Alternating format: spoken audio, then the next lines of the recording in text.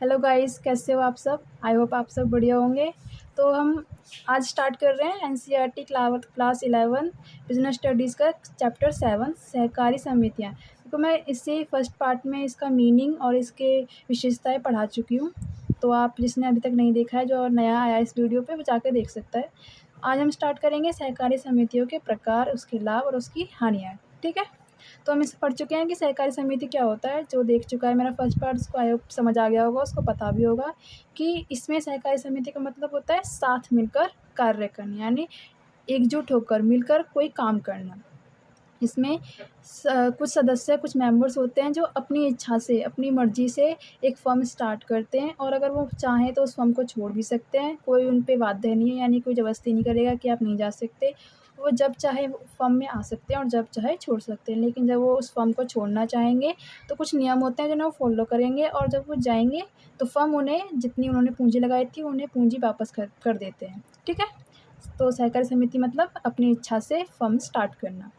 इसमें क्या होता है कि इसमें जितने भी मेंबर्स होते हैं, उनकी सहायता करना इनका मेन उद्देश्य होता है। ठीक है? इनका मुख्य उद्देश्य होता है कि जो फ़र्म में जितने भी सदस्य हैं, जितने भी मेंबर्स हैं, उनकी हेल्प करना, कि अगर उनके पास कोई काम करने के लिए पैसों की कमी है तो उनको पैसा, सस्ती ब्याज पे पैसा देना, यानी लोन देना। अगर किसान है तो उसको बीज उपलब्ध कराना सस्ती दरों पे, खाद उपलब्ध कराना, दवाइयाँ वगैरह, कीटनाशक वाली दवाइयाँ उपलब्ध कराना, ये इनका काम होता है। ठीक है? सहकारी का मतलब ये होता है कि साथ मिलकर कार्य करना। तो आज हम पढ़ेंगे सहकारी समितियों के प्रकार, यानी जो सहकारी समितियाँ होती हैं, वो कितने प्रकार की होती हैं। ठीक है? तो पहला है उपभोक्ता सहकारी समितियाँ। तो उपभोक्ता, देखो नाम से पता चल रहा है उपभोक्ता। उपभोक्ता यानी कंज्यूमर, ग्राहक, जो हम माल खरीदते हैं, जो लास्ट इंसान होता है। यानी पहले माल, जैसे माल फैक्ट्री में माल बना, फिर किसी ने उसको ख़रीदा बहुत सारी मात्रा में, फिर किसी बीच के इंसान ने ख़रीदा थोड़ी कम मात्रा में, फिर उसको हमें दे दिया, यानी ग्राहकों को बेच दिया। तो इसमें क्या है, उपभोक्ता यानी वो हम ग्राहक जो माल खरीद रहे हैं, उनके लिए क्या समितियाँ बनी हुई हैं वो देखते हैं। उपभोक्ता जो व्यापारियों और दलालों के शोषण से छुटकारा पाना चाहते हैं, यानी उपभोक्ता यानी ग्राहक। देखो मान लो ग्राहकों को जैसे कुछ सामान चाहिए, कोई बड़ी मात्रा में सामान चाहिए, कुछ हमें ज़्यादा सामान चाहिए, तो हम क्या करते हैं, या तो जो व्यापारी होते हैं जो माल को बेच रहे हैं, जो बड़ी मात्रा में कंपनियाँ खोली हुई हैं उन्होंने, जो कंपनियों में माल वो खरीदते हैं फिर ग्राहकों को बेचते हैं, या तो हम उनसे खरीद लेते हैं। या फिर दलालों, यानी जो बीच के लोग होते हैं, दलालों मध्यस्थ के लोग होते हैं, उनसे हम बोलते हैं कि हमें ये माल चाहिए, क्या आप हमें ये माल दिलवा सकते हो? तो अगर हम इन लोगों से माल खरीदते हैं तो क्या करते हैं ये लोग, हमसे बहुत सारा पैसा माँग लेते हैं, है ना? और दलाल क्या होते हैं, एक तो माल का पैसा देना होता है हमें, ऊपर से इन दलालों ने जो हमें माल उपलब्ध करा रहे हैं, उन्हें अलग से एक कमीशन देना होता है, तो एक्स्ट्रा पैसा देना पड़ता है ना। तो उनके शोषण से छुटकारा पाना चाहते हैं जो उपभोक्ता, उनके लिए समितियाँ बनाई जाती हैं। ठीक है? ताकि उन्हें डायरेक्ट, मतलब जो उपभोक्ता सहकारी समितियाँ होती हैं, ये डायरेक्ट यानी प्रत्यक्ष रूप से उपभोक्ताओं को, ग्राहकों को सस्ती दरों पर माल उपलब्ध करा देते हैं, बिना दलालों को पैसे दिए। ठीक है? इनका मुख्य उद्देश्य क्या होता है, अपने सदस्यों की ज़रूरतों और आकांक्षाओं को पूरा करना, यानी जो ग्राहक हैं, जिस तरह का माल चाहते हैं और जितनी कीमतों पर चाहते हैं, उन्हें वो उपलब्ध कराना। मध्यस्थों को हटाना चाहते हैं, यानी जो बीच के लोग होते हैं, यानी जैसे हमें माल चाहिए, हम किसी दूसरे इंसान को बोल रहे हैं, फिर वो जाके फैक्ट्रियों से माल खरीद के ला रहा है, फिर हमें दे रहा है। तो माल का पैसा भी दे रहे हैं, यानी उस वस्तुओं का पैसा भी दे रहे हैं, और फिर उस दलाल यानी मध्यस्थ के व्यक्ति को दे रहे हैं। तो हम उन मध्यस्थों को हटाना चाहते हैं। ये सहकारी समितियाँ और मध्यस्थों को हटाती हैं, डायरेक्ट ग्राहक को माल उपलब्ध कराती है। ठीक है? अच्छी क्वालिटी का माल उचित मूल्यों पर उपलब्ध कराना, यानी ग्राहक तो चाहता है कि उसे अच्छी क्वालिटी का माल मिले और थोड़ी सस्ती दरों पे, सस्ते पैसों पे मिले। तो ये लोग उन्हें अच्छी क्वालिटी का माल उपलब्ध कराते हैं और उचित मूल्यों पर। ठीक है? और देखो, थोक विक्रेताओं से बड़ी मात्रा में माल खरीदकर उचित माल की बिक्री करना। थोक विक्रेता क्या होते हैं? थोक विक्रेता वो होते हैं जो व्यापारियों से बड़ी मात्रा में माल खरीदते हैं, बहुत बड़ी मात्रा में माल खरीद लेते हैं, और फिर वो फुटकर व्यापारियों को थोड़ी-थोड़ी मात्रा में बेच देते हैं, और फुटकर व्यापारी क्या करते हैं? ग्राहकों को बेचते हैं। तो ये थोक व्यापारी क्या होते हैं? जो बड़ी मात्रा में माल खरीदते हैं। तो जो उपभोक्ता सहकारियाँ क्या करती हैं? इन थोक व्यापारियों से, यानी थोक विक्रेताओं से माल खरीद लेते हैं, और फिर वो क्या करते हैं? ग्राहकों को सस्ती दरों पर बेचते हैं डायरेक्ट। ठीक है? गैर सदस्य भी माल क्रय कर सकते हैं, यानी वैसे तो ये जो सहकारी समितियाँ होती हैं, ये अपनी जो फ़र्म में जितने भी सदस्य लगे होते हैं, उस फ़र्म में जितने भी मेंबर्स होते हैं, उनके लिए होते हैं। लेकिन गैर सदस्य यानी उस फ़र्म के बाहर के लोग भी ये माल खरीद सकते हैं। उन्हें भी उतनी ही सेवा प्रोवाइड कराई जाती है जितनी मेंबर्स को की जाती है, यानी इन्हें भी उसी दर पे माल उपलब्ध कराया जाता है। ठीक है? अब हम पढ़ते हैं उत्पादक सहकारी समितियाँ। उत्पादक मतलब प्रोडक्शन करना किसी माल का, उसको माल को यानी तैयार करना, कच्चे माल से तैयार माल में बनाना। जैसे इंडस्ट्री होती है ना, उद्योग, कच्चा माल लेके आते हैं फिर उसको तैयार कर, जैसे गन्ने से चीनी तैयार कर दी, कपास से कपड़ा बनाना, तो मतलब कच्चे माल से तैयार माल में उसको बनाना। तो उत्पादक सहकारी समितियाँ उन लोगों के लिए बनाई जाती हैं। क्यों बनाई जाती हैं? देखो, छोटे उत्पादक जो उत्पादन सामग्री की प्राप्ति व उत्पाद की बिक्री में कठिनाई महसूस करते हैं। यानी जो छोटे उत्पादक होते हैं वो कुछ तो ऐसे होते हैं जो उत्पादन की सामग्री नहीं खरीद पाते हैं, उनके पास पैसों की कमी होती है, यानी जो माल बनाना चाहते हैं वो कच्चा माल नहीं खरीद पाते हैं, उनके पास पैसे की कमी होती है, ठीक है। या फिर कुछ उत्पादक ऐसे होते हैं जो माल बेचना चाहते हैं लेकिन बेच नहीं पाते हैं, उनको कुछ प्रॉब्लम्स आ जाती हैं कि कैसे बेचें, क्या करें, तो उन लोगों को ये मदद करते हैं, ठीक है। छोटे उत्पादक जो उत्पादन सामग्री प्राप्ति व उत्पाद की बिक्री में कठिनाई महसूस करते हैं, यानी जो उद्योग होते हैं जो माल बनाते हैं कच्चे माल से तैयार माल में, उन लोगों को उत्पादन की सामग्री प्राप्त करवाते हैं ये, और उत्पाद की बिक्री में उनकी मदद करते हैं, ठीक है। दूसरा है उत्पादन सामग्री, जैसे कच्चा माल, औजार, बीज, मशीन आदि उपलब्ध कराना। कच्चा माल क्या होता है? जैसे मशीनें होती हैं ना, कि हम मशीनों से क्या करते हैं, माल तैयार करते हैं, तो उन्हें मशीनें उपलब्ध कराते हैं कम पैसों में, ठीक है। कच्चा माल उपलब्ध कराते हैं, जैसे गन्ना, कपास, बीज वगैरह करवाते हैं। औजार यानी टूल्स जो होते हैं, जो भी उस काम को करने के औजार काम आते हैं, वो बीज, ये सब इन्हें उपलब्ध करवाते हैं, ठीक है। माल की बिक्री में सहायता करना, यानी मान लो कुछ उद्योग ऐसे होते हैं जो कच्चे माल से तैयार माल में बनाते हैं वस्तुओं को, कुछ ऐसे होते हैं कि कच्चा माल तैयार करते हैं फिर दूसरे उद्योग को बेचते हैं। तो जो उद्योग माल तैयार कर रहे हैं बेचने के लिए, मान लो बेच नहीं पा रहे हैं, उन्हें कुछ प्रॉब्लम्स आ रही हैं, तो ये उनकी मदद करती है उनका माल बेचने में, ठीक है। कृषि उपज को स्थानीय बाज़ारों में बेचने के लिए एकत्र करती हैं तथा वर्ष के अंत में लाभ साझा करती हैं। यानी जो किसान होते हैं जो बहुत सारी फसल उगा लेते हैं एक साथ, और उन्हें क्या करते हैं ये लोग बेचने में उनकी मदद करते हैं, यानी उनसे माल खरीद लेते हैं बहुत सारे इकट्ठा करके सस्ते पैसे, मतलब क्या करते हैं, पहले खरीद लेते हैं और फिर वो बाज़ारों में बेचते हैं, और फिर साल के अंत में उन्हें वो लाभ देते हैं, यानी अपना लाभ रख लेते हैं और बाकी उन्हें दे देते हैं, यानी बाँट लेते हैं, ठीक है। तीसरा पढ़ते हैं। तीसरा क्या होता है? सहकारी विपणन समितियाँ। सहकारी समितियाँ क्या होता है पता चल गया। विपणन क्या होता है? विपणन मतलब मार्केटिंग करना। मार्केटिंग शायद सुना होगा आपने, क्या होता है मार्केटिंग? मतलब जैसे मान लो कोई व्यापारी है, ठीक है, और वो कुछ अपना माल बेच रहा है, लेकिन वो कैसे बेचे उसे नहीं समझ आ रहा है कि वो ग्राहक को कैसे मतलब अपनी तरफ आकर्षक करे कि वो उसका माल खरीदे। तो जो विपणन होता है, मार्केटिंग करते हैं जो लोग, वो क्या करते हैं, वो बाज़ार में इन लोगों के माल को खरीदने के लिए ग्राहकों को उत्सुक करते हैं कि तुम लोग इनका माल खरीदो, इनका माल अच्छा है, मतलब उनकी क्वालिटी वगैरह बताते हैं। मार्केटिंग यानी विपणन यही होता है, ठीक है।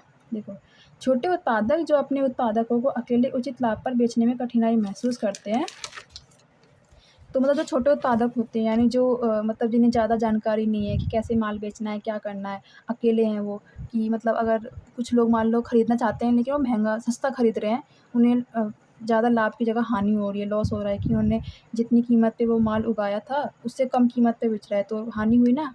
तो ये लोग क्या करते हैं, उनकी हेल्प करते हैं कि मतलब जो उन्होंने माल उगाया होता है, जो चीज़ उन्होंने उगा रखी होती है, छोटे उत्पादक जो अपने उत्पादों को अकेले उचित लाभ पर बेचने में कठिनाई महसूस करते हैं, जो बेच नहीं पा रहे हैं अपने उत्पादकों को, उनकी बेचने में ये मदद करते हैं, ठीक है। ग्राहकों को ये आकर्षक करते हैं कि इनका माल खरीदो, अच्छा है, क्वालिटी वगैरह बताते हैं, या फिर क्या करते हैं, इनका माल ले लेते हैं, एक अपने पास रख लेते हैं इकट्ठा करके, और फिर ये बेच देते हैं, फिर इनके पैसे इन्हें दे देते हैं, तो इसे कहते हैं मार्केटिंग करना, ठीक है। दूसरा क्या है? सदस्य को नियमित बाज़ार उपलब्ध करें, यानी जो सदस्य हैं, जो किसान हैं, जो उत्पादक कर रहे हैं, माल बना रहे हैं, कच्चा माल से तैयार माल में बना रहे हैं, जो बेचना चाहते हैं, उनको एक अच्छा बाज़ार उपलब्ध कराते हैं, उन्हें बताते हैं। यानी ये क्या होता है, जो विपणन या जो मार्केटिंग करते हैं लोग, वो सर्च वगैरह करके एक अच्छा बाज़ार यानी ढूँढते हैं कि किस तरह इनका माल अच्छे से अच्छी कीमत पे बिक सके। तो ये नियमित बाज़ार उपलब्ध कराते हैं, यानी इन्हें एडवाइस देते हैं, सलाह देते हैं कि आप यहाँ बेचो, इस तरह बेचो तो आपको ज़्यादा से ज़्यादा लाभ होगा, ठीक है। सदस्य के मध्यस्थों के शोषण से बचाना, यानी मान लो जो किसान हैं, जो माल बना रहे हैं, जो बीज वगैरह यानी जो फसल वगैरह तैयार कर धान, चावल जो भी तैयार कर रहे हैं, उन लोगों को बेच नहीं पाते हैं, तो वो क्या करते हैं, मिडल लोगों को बुला लेते हैं, यानी मध्यस्थों को, दलालों को बुलाते हैं, उनके द्वारा माल बेचते हैं। तो जो दलाल होते हैं वो क्या करते हैं, ज़्यादा से ज़्यादा पैसा हड़प लेते हैं उन लोगों से बेचने के चक्कर में। फिर कुछ किसान तो इतने होते हैं कि पढ़े लिखे नहीं होते और दे देते हैं माल बिचवाने के चक्कर में, है ना। तो ये क्या होते हैं, सहकारी विपणन समितियाँ क्या करती हैं, मध्यस्थों के शोषण से इन्हें बचाती हैं, यानी मध्यस्थों को नहीं लाती हैं, खुद डायरेक्ट इनसे माल लेती हैं और इनका माल बाज़ार में अच्छी कीमत पर बेच देती हैं और इन्हें लाभ प्रोवाइड करा देती हैं। ठीक है। और क्या है, सदस्यों से माल एकत्रित करना और फिर उसे उचित माल को उचित मूल्य पर बेचना, मतलब कि उनसे माल इकट्ठा कर लेते हैं किसानों से बहुत सारा और फिर उसे बाज़ार में एक अच्छी कीमत पर बेच देते हैं। ठीक है। इनका मुख्य कार्य किसानों द्वारा बिक्री के लिए लाए गए उत्पादों का विपणन करना, यानी जो किसान अपना माल उगा रहे हैं, जो उत्पाद कर रहे हैं, उनको बाज़ार में अच्छी कीमत पर बेचने के लिए ये क्या करते हैं, जैसे एक एडवर्टाइजिंग करते हैं ना, आजकल टीवी पे आता है कि आप ये अच्छी क्रीम है, ये अच्छा चावल है, ये अच्छा आटा वगैरह वगैरह अलग अलग नामों से, वैसे ये करते हैं बाज़ार में किसानों की जो लाई हुई चीज़ें होती हैं, जो भी उनका माल होता है, जो भी वस्तुएँ होती हैं या फिर जो कच्चे माल से तैयार माल बना के लाते हैं, उनका विपणन करते हैं बाज़ारों में कि लोग उनका माल खरीदें। ठीक है।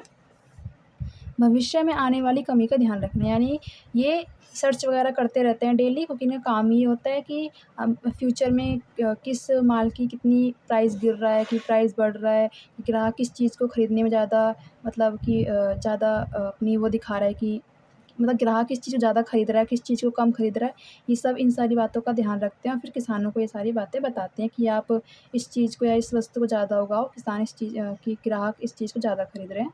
ये सब इन्फॉर्मेशन ये किसान वगैरह को देते हैं। ठीक है। यानी भविष्य में अगर कोई जैसे मान लो कोई फ़ैशन की चीज़ है, कोई कुछ कपड़ा वगैरह बनाते हैं किसान, फ़ैशन की चीज़ है वो उगा रहे हैं या बना रहे हैं, ठीक है? तो और वो फ्यूचर में बिकेगी ही नहीं, क्योंकि वो कम होता जा रहा है धीरे-धीरे। तो ये किसानों को ये पहले से ही बता देते हैं कि आप ये बनाना बंद कर दीजिए, ये मार्केट में बहुत इसमें गिरावट आ रही है। ठीक है। फोर्थ है सहकारी साख समिति। साख मतलब क्रेडिट, यानी लोन देना, उधार देना, किसी को ऋण देना। तो इनका काम ये होता है कि जो किसान वगैरह होते हैं या फिर जो और लोग होते हैं जो अपना काम शुरू करना चाहते हैं लेकिन उनके पास पैसे नहीं है, तो उन्हें ये सस्ती ब्याज पर, सस्ते इंटरेस्ट पर, यानी लो इंटरेस्ट पे इन्हें पैसा उपलब्ध कराते हैं। यानी जितना लोन पर इंटरेस्ट बैंक लेता है उससे कम लेते हैं, या फिर जितना व्यापारी लोग होते हैं वो जितना ब्याज लेते हैं उनसे कम लेते हैं और इन्हें लोन उपलब्ध कराते हैं। ठीक है। सामान्य लोगों जिनके वित्तीय साधन व सीमित हैं की सहायता करना, यानी जो कुछ लोग नॉर्मल होते हैं, सामान्य लोग होते हैं जिनके पास पैसों की कमी होती है या फिर बहुत कम होते हैं, उनकी मदद करते हैं ये, यानी लोन देकर। सदस्यों को साहूकारों के चंगुल से छुटकारा दिलाना, यानी किसी को उधार लेना होता है तो वो बैंक से ना जाकर गाँव में होता है ना, साहूकारों से लेते हैं, बड़े-बड़े लोग होते हैं उनसे ले लेते हैं और फिर वो लोग क्या करते हैं कि उन किसानों से ज़्यादा ब्याज पे पैसे देते हैं, लोन देते हैं। ठीक है। तो उनके चंगुल से ये लोग उन्हें छुटकारा दिलाते हैं, यानी वो साहूकारों से लोन ना लेकर वो इन सहकारी साख समिति से लोन लेते हैं। ठीक है। सदस्यों में बचत की आदत को प्रोत्साहित करना, यानी इसमें क्या होता है, जो मेंबर्स जुड़े हुए होते हैं ना, वो अपना कुछ-कुछ पैसा इसमें लगाते हैं ताकि फ्यूचर में उनको हेल्प हो सके, तो वो अपनी बचत करते हैं पैसे की। तो ये सहकारी समिति जहाँ होती हैं, सदस्यों को एक मोटिवेशन देती हैं, प्रेरणा देती हैं कि वो अपना पैसा बचाएँ ताकि फ्यूचर में कोई भी प्रॉब्लम हो, तो उससे लड़ने के लिए इनके पास पैसे हो सकें। ठीक है। सदस्यों में बचत की आदत को प्रोत्साहित करना। सदस्य के उचित ब्याज की दर पर व आसान शर्तों पर ऋण प्रदान करना। ये क्या करते हैं, जो उनके मेंबर्स होते हैं उन्हें उचित ब्याज की दर पे, यानी कम ब्याज की दर पर पैसे लोन वगैरह देते हैं और कुछ ही शर्तों पे, ज़्यादा शर्तें वगैरह नहीं होती हैं। जमा स्वीकार करना, ये क्या करते हैं कि जैसे बैंक हमारा पैसा डिपॉज़िट कर लेता है ना, कि फिर बाद में हम जब चाहे निकाल सकते हैं, वैसे ये भी करते हैं कि अगर कोई सदस्य चाहता है पैसे यहाँ पे जमा करना चाहता है, वो पैसे भी जमा करता है और फिर उसपे उन्हें उससे इंटरेस्ट भी मिलता रहता है, यानी ब्याज भी मिलता है। ठीक है। 5वां है सहकारी खेतीहर समितियाँ। खेतीहर यानी फार्मिंग, जो किसान होते हैं, जो खेती-बाड़ी वगैरह करते हैं, ठीक है? तो उनके लिए बनाई होती हैं। इसमें ना क्या होता है कि जैसे मैं आपको बता रही हूँ ना, जिस नाम से बताती जा रही हूँ, ये सिर्फ़ उस समिति में ना वही लोग होते हैं, जो सहकारी खेतीहर समितियाँ हैं। तो इसमें जो सदस्य होंगे वो सिर्फ़ किसान ही हो सकते हैं और कोई नहीं। जैसे मैंने इसमें बताया था आपको सहकारी साख समिति, इसमें तो कोई भी हो सकता है क्योंकि लोन हर किसी को चाहिए होता है। हुँ? और जैसे यहाँ सहकारी खेतिहर समितियाँ हैं, तो इस समिति में जो मेंबर्स होंगे वो सिर्फ़ किसान ही हो सकते हैं, कोई और नहीं होगा, ठीक है? तो इसमें वो क्या मदद करते हैं किसानों की? छोटे किसान जो सही ढंग से कृषि करने में असमर्थ हैं, उनकी मदद करते हैं। जो छोटे किसान होते हैं, जो ढंग से कृषि नहीं कर पा रहे हैं, यानी खेती-बाड़ी करते हैं लेकिन ढंग से नहीं कर पा रहे हैं, उनके पास बहुत बड़ी ज़मीन है या फिर बहुत कुछ है लेकिन वो अच्छी कृषि नहीं कर पा रहे हैं, अच्छा नहीं अनाज नहीं उगा पा रहे हैं, तो उनकी मदद करते हैं अच्छा अनाज उगाने में। उत्पादन के उच्चतम स्तर को प्राप्त करना, यानी कि जो किसान है जैसे उन बड़ी ज़मीन पे वो खेती कर रहे हैं, ठीक है? और उनके पास मान लो कुछ साधन नहीं है, कुछ सामान जैसे ट्रैक्टर वगैरह, हार्वेस्टर वगैरह नहीं है, जिससे वो अच्छी फसल नहीं उगा पा रहे हैं। तो उच्चतम स्तर यानी बहुत बड़े स्तर पे, यानी बहुत अच्छी क्वालिटी पे नहीं उगा पा रहे हैं, तो ये उत्पादन के उच्चतम स्तर को प्राप्त करना, यानी किसानों के अच्छी फसल उगाने में उनकी हेल्प करते हैं, उत्पादन करने में, यानी अच्छी क्वालिटी का माल उगाने में मदद करते हैं, ठीक है? तीसरा क्या है, किसानों की ओर से उर्वरक, बीज, खेतों के उपकरण और अन्य जैसे कृषि उपकरण खरीदने के लिए एक संग्रह बनाती हैं। ये क्या होता है, इसमें सारे किसान होते हैं, वो क्या करते हैं, एक दूसरे की मदद करते हैं।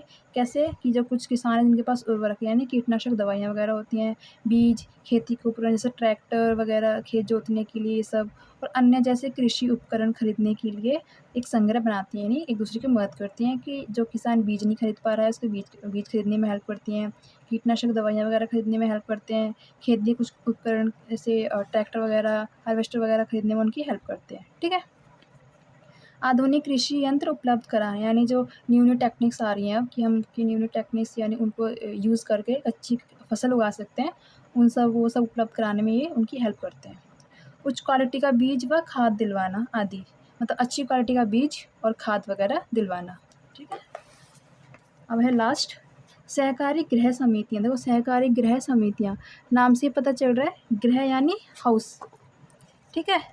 तो इसमें क्या होता है, जो सामान्य लोग होते हैं जो रिहायशी मकान प्राप्त करना चाहते हैं, रिहायशी मकान मतलब ये नहीं है कि बहुत अच्छा अमीरों वाला घर नहीं, रिहायशी मतलब जहाँ जो रहने लायक हो, ठीक है? रहने लायक मतलब थोड़ी अच्छी-अच्छी उसमें कुछ ऐसी चीज़ें हों जो इंसान के लिए चाहिए, ठीक है? तो वो रिहायशी मतलब रहने लायक हो।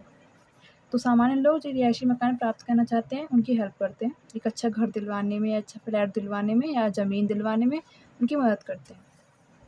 सदस्यों को रिहायशी मकान या फ्लैट उपलब्ध कराना, यानी कि अच्छा मकान या घर उपलब्ध कराना जहाँ वो अच्छे से रह सकें, खुश रह सकें। रिहायशी मतलब जो रहने लायक हो, जो इंसान को एक दिनचर्या में चाहिए होता है वो सब वहाँ उपलब्ध हो, ठीक है? भूमि खरीदना, मान लो कोई ज़मीन खरीदना चाहता है अपना घर बनाने के लिए, तो उन्हें सस्ते पैसों में सस्ती दरों पर ब्याज उपलब्ध करा के, मतलब लोन वगैरह दिलवा के एक अच्छी ज़मीन उपलब्ध करवा देते हैं। भूमि का विकास करना, यानी मतलब ज़मीन खरीद ली है, वो उस पे मान लो घर बनाना चाहते हैं, कुछ करना चाहते हैं, तो उसमें उसकी वो हेल्प करते हैं। मकानों का निर्माण करना, मतलब मकान बनाना चाहते हैं तो वो उसको मकान बनवाने में हेल्प करते हैं, मतलब पैसे वगैरह देकर, ठीक है? मकान सदस्यों को अलॉट करना आदि, मान लो ये लोग क्या करते हैं, कुछ तो ज़मीन वगैरह उपलब्ध, किसी को मान लो ज़मीन चाहिए सदस्य को, तो ज़मीन वगैरह उपलब्ध कराते हैं सस्ते पैसों में, और मान लो किसी को बना हुआ घर चाहिए, बना हुआ मकान चाहिए, तो उसको वो मकान अलॉट करना, अलॉट यानी देना, बाँटना, तो ये मकान सदस्य को अलॉट करते हैं। तो ये समझ आ गया ना, सहकारी गृह समितियाँ मतलब इसमें जो भी सारे मेंबर्स होते हैं वो कौन होते हैं, जो एक अच्छा घर खरीदना चाहते हैं, एक अच्छी ज़मीन खरीदना चाहते हैं या फिर एक अच्छा फ्लैट खरीदना चाहते हैं, जिनके पास रहने के लिए घर नहीं है, ज़मीन वगैरह नहीं है, उनकी हेल्प करते हैं, ठीक है?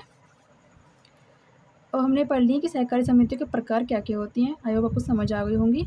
अब हम पढ़ते हैं सहकारी संगठन के लाभ, यानी अगर हम ये सहकारी समितियाँ बना रहे हैं, जो मेंबर्स इकट्ठे होते हैं ये सब बनाने के लिए, तो इनसे लाभ क्या होता है, यानी क्या प्रॉफ़िट होता है, क्या फ़ायदा होता है, क्यों बनाते हैं? तो पहला है सरल स्थापना। सरल स्थापना यानी एक तो इसको शुरू करना ईज़ी है, आसान है, मुश्किल काम नहीं है। इसके लिए कोई महँगी या कोई विशेष वैधानिक कार्रवाई की आवश्यकता नहीं होती है। यानी इसको स्टार्ट करने के लिए हमें कोई महँगी यानी कोई बहुत महँगी कोई विशेष वैधानिक कार्रवाई यानी लीगली कानूनी कोई कार्रवाई नहीं करनी पड़ती है। हम इसको ईज़िली स्टार्ट कर लेते हैं, बस 2-3 डॉक्यूमेंट्स वगैरह देख के हम इसको स्टार्ट कर सकते हैं। तो सरल स्थापना होती है। सीमित दायित्व, बताया था ना सीमित दायित्व क्या होता है, कि मतलब जो जिससे ये लोग लोन ले रहे हैं, मान लो इसको स्टार्ट करने के लिए अगर ये लोन ले रहे हैं और अगर ये लोन नहीं चुका पाते हैं, तो वो जो लेनदार है जिससे इन लोगों ने लोन लिया है, वो अपना लोन वसूलने के लिए इनके घर तक नहीं आएगा, इन मेंबर से घर का सामान नहीं बेच सकता है, सिर्फ व्यवसाय तक ही आएगा, यानी इन्होंने इस फॉर्म में जितना पैसा लगा रखा है सिर्फ उनका पैसा ही ले सकता है सारा का सारा, लेकिन ये घर तक नहीं आएगा, तो ये होती है सीमित दायित्व, ठीक है? तो फ़ायदा है ना एक तरह से कि अगर लोन में डूब जाते हैं तो घर का सामान नहीं बिकेगा, सिर्फ व्यवसाय में लगा हुआ पैसा ही डूबेगा, ठीक है? स्थायित्व, स्थायित्व मतलब सदस्यों की मूल्यों तथा दिवालिया होने का समिति का अस्तित्व पर कोई प्रभाव नहीं पड़ता, यानी ये स्थायित्व लंबे समय तक चलती है ये। ऐसा नहीं है कि मान लो उसमें ये 500 सदस्य लगे हुए हैं और उनमें से किसी की एक की मृत्यु हो जाए यानी मर जाए, या दिवालिया होने का मतलब होता है कि मान लो कंगाल हो जाए, एकदम सब कुछ ख़त्म हो गया, उसके पास ना घर है, ना पैसा है, सब कुछ ख़त्म हो गया। कुछ भी मान लो सट्टा लगाता है वो या जुआ खेलता है और सब कुछ हार गया, तो उसे कहते हैं दिवालिया होना, ठीक है। मान लो कोई मेंबर की मृत्यु हो रही है, यानी वो मर गया है या दिवालिया हो गया है या मान लो पागल हो गया है, तो उससे वो बिज़नेस बंद नहीं होगा, फ़र्म बंद नहीं होगी और दूसरे मेंबर्स आ जाएँगे, ठीक है। लेकिन इससे मेंबर से जगह हम उसके किसी भाई को या उसको नहीं लेते हैं उत्तराधिकारी, किसी दूसरे को शुरू से स्टार्ट करना होता है। लेकिन ये जो मेंबरशिप है यानी जो फ़र्म है वो बंद नहीं होती है, यानी इसके अस्तित्व पर कोई प्रभाव नहीं पड़ता है, ये लंबे समय तक चलती है यानी स्थायी है, ठीक है। कर लाभ, सरकारी समितियों को अपनी आय पर आयकर में छूट दी जाती है। कर लाभ यानी टैक्स देते हैं ना सरकार को, तो इसमें क्या होता है, जो सरकारी समितियाँ होती हैं वो अपनी आय पे जितना वो लाभ कमा रहे हैं उस पर जितना वो टैक्स देते हैं वो सरकार को, उसमें छूट दी जाती है, डिस्काउंट दिया जाता है, क्योंकि ये लोगों की हेल्प के लिए बना होता है, किसानों की हेल्प के लिए बना होता है, इसलिए इनको डिस्काउंट दिया जाता है काफ़ी अच्छी कीमत पर, ठीक है। तो इसको इसलिए इनको प्रॉफ़िट है ना कि छूट मिल रही है, डिस्काउंट मिल रहा है, ठीक है। सस्ती दर पर वस्तुएं उपलब्ध कराना, तो ये ग्राहकों के लिए अच्छा है ना, और मेंबर्स के लिए भी अच्छा है कि ये सदस्यों को उचित मूल्य पर क्वालिटी युक्त वस्तुएं उपलब्ध करवाती है, यानी कि अच्छी क्वालिटी युक्त, यानी एक अच्छी क्वालिटी का माल और उचित मूल्य पर, यानी कम प्राइस पर एक अच्छी क्वालिटी का माल अगर मिल जाता है तो ग्राहक तो खुश हो ही जाएगा ना। तो मतलब सस्ती दरों पर वस्तुएं उपलब्ध कराना, अच्छी क्वालिटी का माल उचित मूल्य पर, यानी जितना उसका प्राइस होना चाहिए उतना कराते हैं, ठीक है, उसी प्राइस पर देते हैं, महंगा नहीं देते हैं मतलब। अब हमने पढ़ लिया लाभ कि इसको शुरू करने से क्या क्या लाभ होते हैं, ठीक है।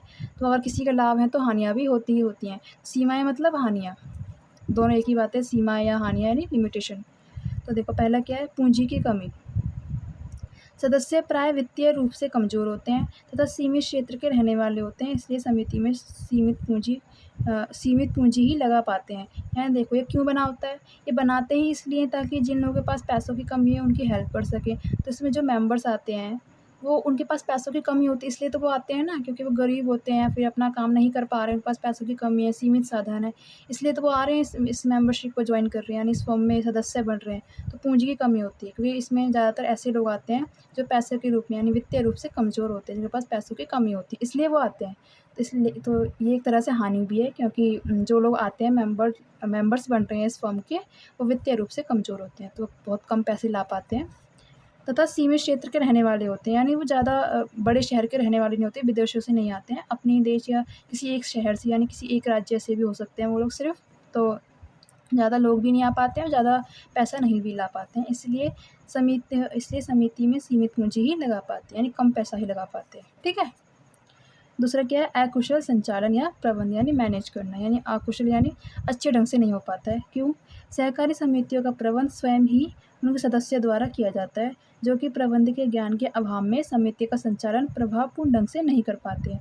यानी जो मेंबर्स होते हैं, बताया था ना कि ये मेंबर्स के द्वारा ही, मेंबर्स के लिए ही किया जाता है, यानी मेंबर्स के द्वारा, यानी जो जितने मेंबर्स मान लो 100 लोग हैं और वो इस फर्म को स्टार्ट करते हैं, वही उसके मालिक होंगे, वही उसके ग्राहक होंगे और वही उसके मैनेजर होंगे, यानी उस फर्म को स्टार्ट करने वाले वही 100 लोग होंगे और वही उसके मालिक बन जाते हैं क्योंकि वो पूंजी लगाते हैं, वही उसके ग्राहक होते हैं क्योंकि बनाया ही उन लोगों के लिए जाता है जो उस फर्म में मेंबर्स बनने आते हैं, ठीक है।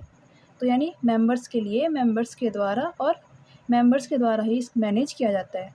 तो जो मेंबर्स आते हैं, जो सदस्य आते हैं इस फर्म में, वो वैसे तो वित्तीय रूप से कमज़ोर होते हैं और वो किसान वगैरह होते हैं, और किसान बहुत कम किसान होते हैं जो बहुत अच्छे पढ़े लिखे होते हैं, लेकिन ज़्यादा इनके अंदर मतलब नॉलेज नहीं होती है किस काम को कैसे करना है।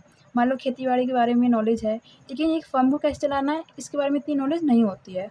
तो क्या कह रहे हैं, सहकारी समितियों का प्रबंध स्वयं ही उनके सदस्य द्वारा किया जाता है, यानी जो उस फ़र्म में मेंबर्स होते हैं उनके द्वारा किया जाता है, जो कि प्रबंध के ज्ञान के अभाव में समिति का संचालन प्रभावपूर्ण ढंग से नहीं कर पाते, क्योंकि उन्हें एक फ़र्म चलाने के बारे में इतना ज्ञान नहीं होता है, इसलिए ढंग से नहीं चला पाते हैं, ठीक है। नगद विक्रय, बताया था ना कैश में ही बेचते हैं, ये उधार नहीं बेचते हैं।